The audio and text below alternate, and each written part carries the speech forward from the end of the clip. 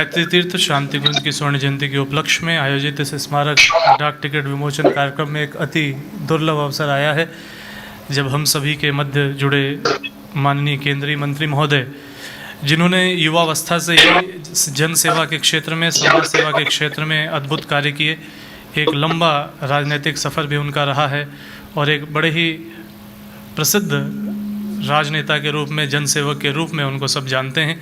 हम सभी को संबोधित करें, हम सभी को मुख्य अतिथि उद्बोधन से लाभान्वित करें। प्रार्थना श्री रविशंकर प्रसाद जी से। उत्तराखंड के सम्माननीय मुख्यमंत्री श्री तीरथ सिंह रावत जी, माननीय कुलाधिपति देव संस्कृति विश्वविद्यालय परम श्रद्धेय डॉक्टर प्रणव पांड्या जी, श्रद्धामना श्रीमती शैलबाला पांड्या जी, प्रति कुलपति डॉक्टर चिन्मया पांड्या जी, उत्तराखंड के वरिष्ठ नेता, पूर्व मंत्री, भाजपा के प्रदेश अध्यक्ष आदरणीय मदन कौशिक जी,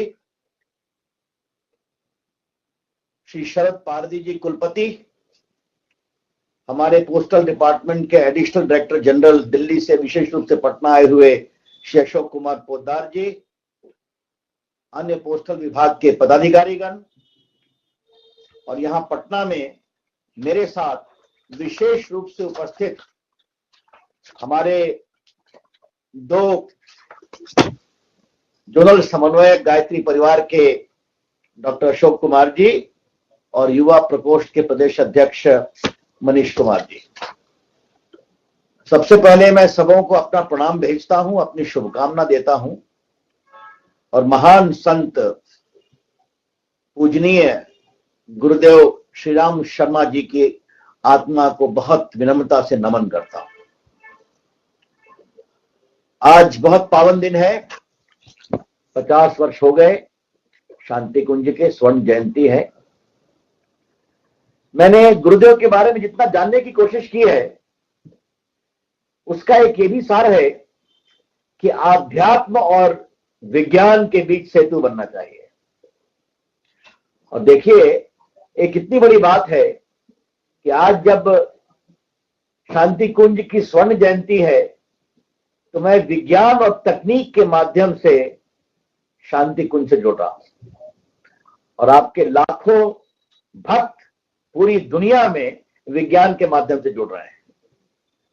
मैंने चिन्मय जी से अपनी इच्छा प्रकट की थी कि मैं स्वयं शांति कुंज जाना चाहता हूं, उनकी स्मृति को प्रणाम करना चाहता हूं, लेकिन जो कोरोना की स्थिति है, जो गाइडलाइंस की मजबूरी है, तो फिर मुझे ध्यान आया कि मैं संचार मंत्री भी हूं और देश का कानून मंत्री भी हूं।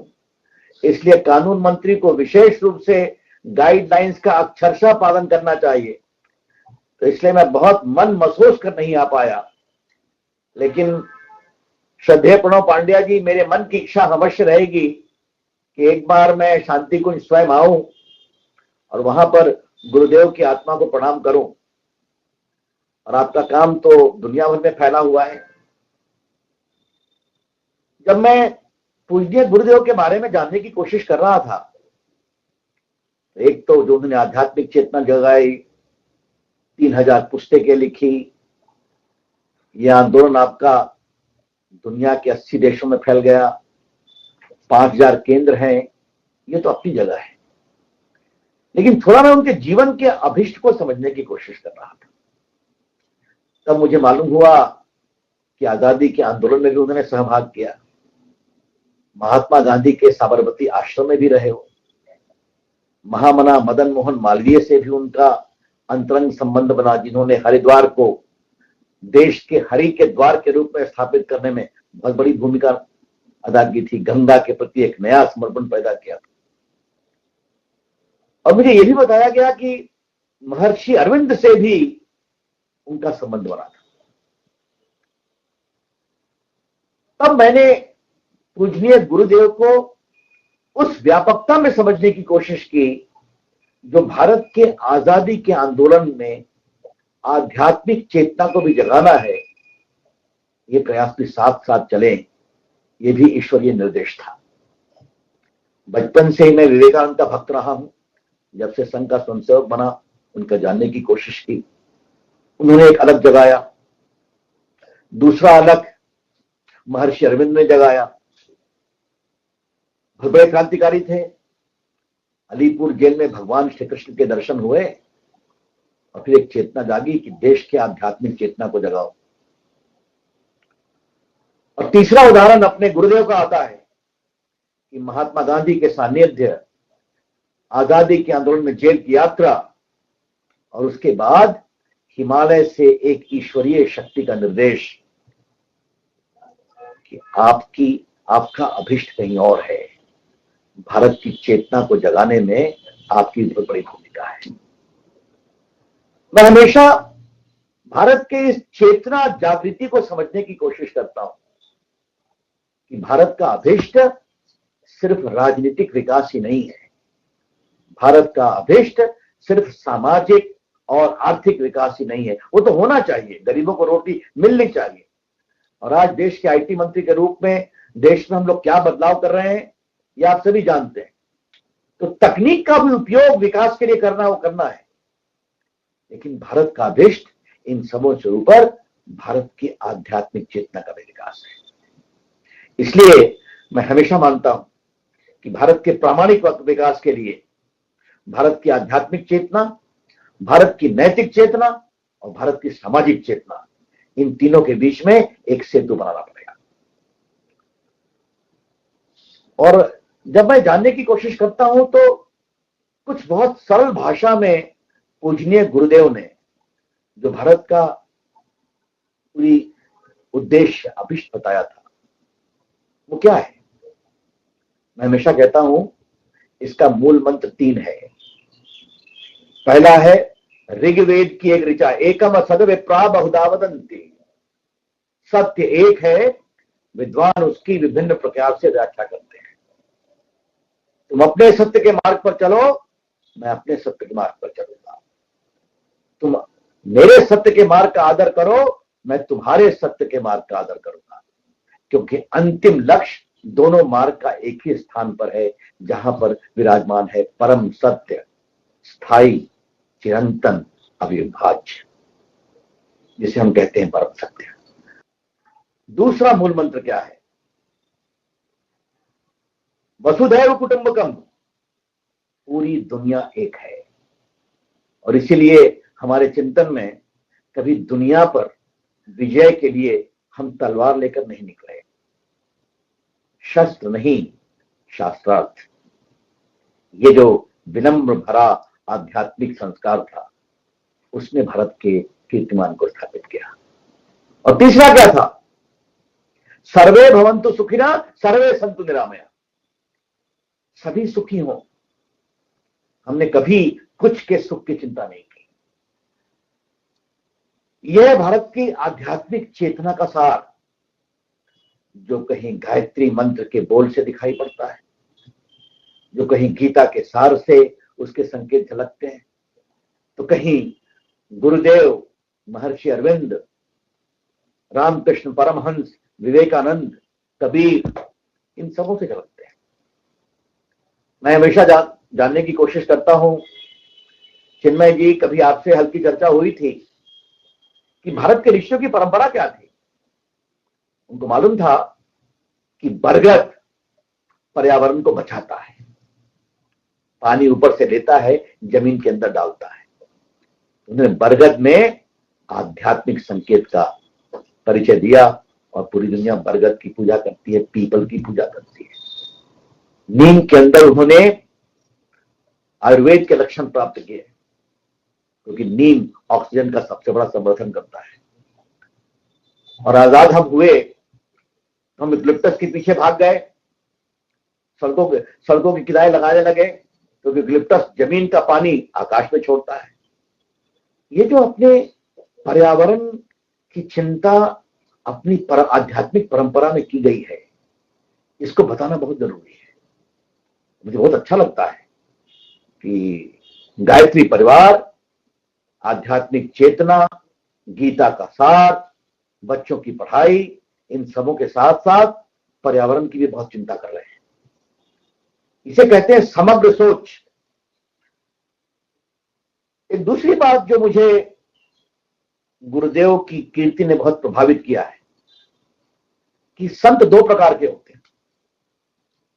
एक आध्यात्मिक चेतना करते हैं, हिमालय में जाते हैं, बैठते हैं और परम सत्य का से उनका संबंध बनता है और परम सुख की प्राप्ति होती है। और दूसरा होता है कि आध्यात्मिक चेतना से परम सुख को प्राप्त करते हैं, लेकिन उस परम सुख की प्राप्ति के साथ साथ इस बात को भी समझते हैं ये परम सुख मुझे नीचे ले जाना है, आम जनता के पास ले जाना है और इस चेतना की दिव्य ज्योति आम लोगों में जगे, इसका प्रयास करना है। इसलिए जो 1926 की ज्योति शांति कुंज में जल रही है, वो ज्योति शांति कुंज के साथ साथ करोड़ों लोगों के हृदय में भी जलनी चाहिए। ये जो गायत्री परिवार का गुरुदेव के आशीर्वाद से प्रयास रहा है, जो 5000 केंद्र आपके खुले हैं और जिस तरह से आप नव चेतना का एक प्रकार से जागरण कर रहे हैं नौजवानों के बीच में, परिवारों के बीच में, तो गायत्री परिवार तो एक प्रकार से बहुत बड़ा आंदोलन हो गया है। कभी कभी मुझसे लोग, एक बार दिल्ली में कुछ विद्वान लोगों से चर्चा हो रही थी, तो उसमें कुछ हमारे वामपंथी विचार के विद्वान थे, तो वो संघ परिवार की चर्चा मुझसे कर रहे थे, तो मैं सुनता रहा। हमने कहा संघ परिवार के प्रति आपका प्रेम और आपका विक्षेप मैं खुद जानता हूं, क्या आपने भारत के कुछ अन्य परिवारों के बारे में जानने की कोशिश की है? भारत को समझना है तो कभी गायत्री परिवार को भी समझिए। ऐसे बहुत से परिवार देश में हैं जो भारत के नव चेतना जागरण में एक ऐतिहासिक अलौकिक काम कर रहे हैं, और जब आप ये समझेंगे तभी आपको लगेगा भारत है क्या। आज मुझे आपके इस प्रयासों से बहुत ही प्रसन्नता हुई है और भारत कैसे इस समय के अभी ठीक है, हम लोग कोरोना काल की चुनौतियों में व्यस्त हैं, इससे भी पार पाएंगे।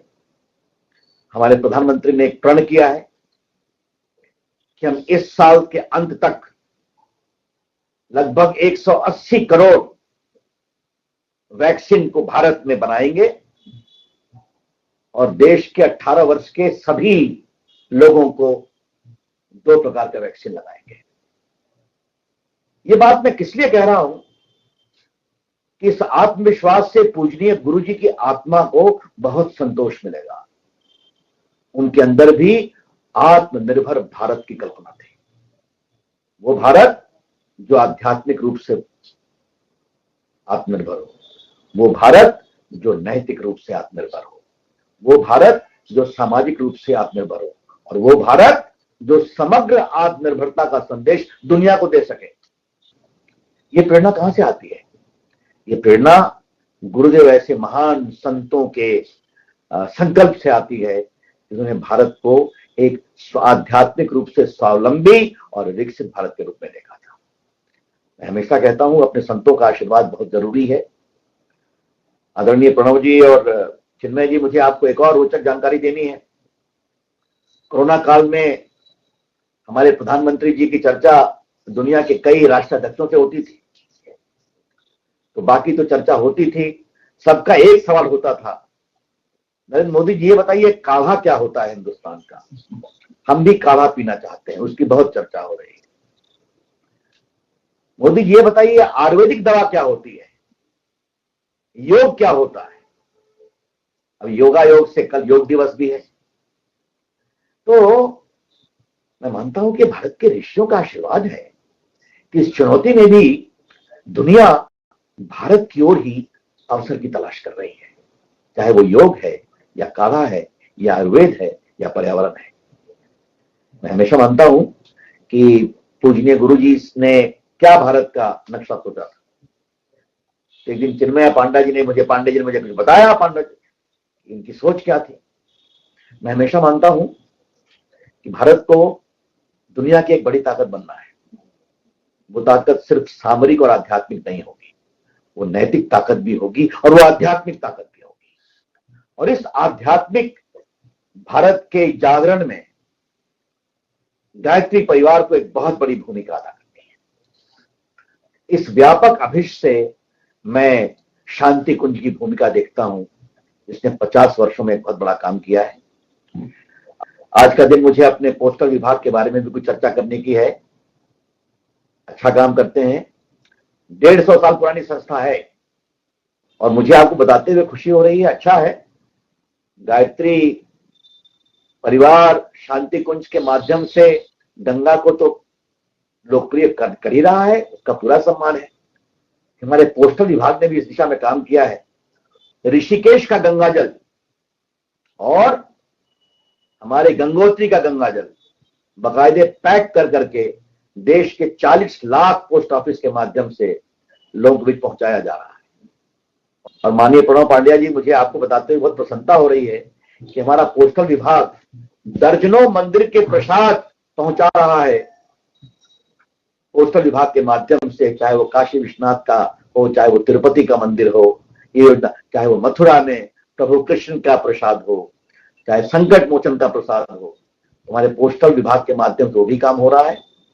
तो आदरणीय प्रणव जी और चिन्मय जी, आपने देखा होगा कि पोस्टल विभाग भी आजकल गुरुदेव की प्रेरणा से प्रेरित है, जिसको मैंने प्रयास किया है। तो मुझे लगा कि ये आपको मैं एक शुभ समाचार दे दूं। आज का दिन उसके लिए बहुत ही उचित दिन था। तो मैं अपने पोस्टल विभाग का भी बहुत अभिनंदन करता हूं। उन लोगों ने बहुत अच्छे डिजाइन का ये डाक टिकट बनाया है। आज मैं इस कार्यक्रम से जुड़कर बहुत ही अभिभूत हूं। कार्यक्रम तो रोज होते रहते हैं, हम लोग सुबह से शाम तक वर्चुअल भाषण देते रहते हैं, भारत में और दुनिया में भी फिजिकल कार्यक्रम भी होता रहता है। लेकिन आदरणीय प्रणव जी, आज के दिन आपके इस कार्यक्रम से जुड़कर अपने प्रति, पूज्य गुरुदेव के प्रति अपने उद्गार और उनकी प्रेरणा से जो प्रेरित होने का अवसर मिला है, इसके लिए मैं आपको, श्रद्धामना शेरबाला पांड्या जी को और विशेष रूप से डॉक्टर चिन्मय पांड्या जी को बहुत हृदय से अभिनंदन करता हूं कि उन्होंने मुझे अवसर दिया है। और तिलक जी, आप तो मुख्यमंत्री हैं और आज मुख्यमंत्री ऐसे बड़े पद पर बैठ करके भी आपका भाषण उसी प्रकार का संयमित है कि मैंने संसद में देखा था और उस समय देखा था जब मैं आपके प्रदेश का प्रभारी भी था। और मदन कौशिक जी तो हमारे पुराने परिचित हैं, लेकिन हरिद्वार में आने के लिए मदन बाबू की चाबी लेनी बहुत जरूरी है, क्योंकि वहां के विधायक भी हैं। तो उनके लिए बहुत अभिनंदन है। आप सबों को बहुत बहुत प्रणाम, बहुत बहुत अभिनंदन। और गायत्री परिवार के सारे हमारे जो भक्त हैं, जो भारत दुनिया में सुन रहे हैं, मैं उन सबों को बहुत बहुत प्रणाम करता हूं। बहुत बहुत धन्यवाद। हमारे YouTube चैनल शांति कुंज वीडियो गायत्री परिवार को सब्सक्राइब करें एवं बेल आइकन जरूर दबाएं ताकि गायत्री परिवार की विभिन्न गतिविधियों की जानकारी आपको मिलती रहे।